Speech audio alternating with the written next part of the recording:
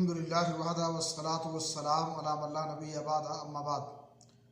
اسلامی بھائیوں، ایمان دراصل عمل کا نام ہے، جیسا کہ صحیح بخاری شریف کی حدیث ہے۔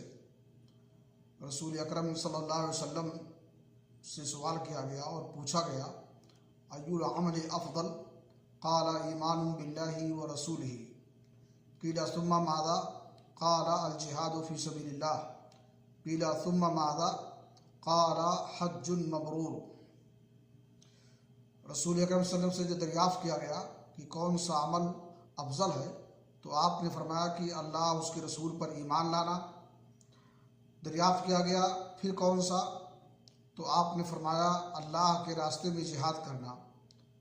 پھر آپ سے پوچھا گیا اس کے بعد کون سا عمل افضل ہے، تو آپ نے فرمایا کہ حج مقبول۔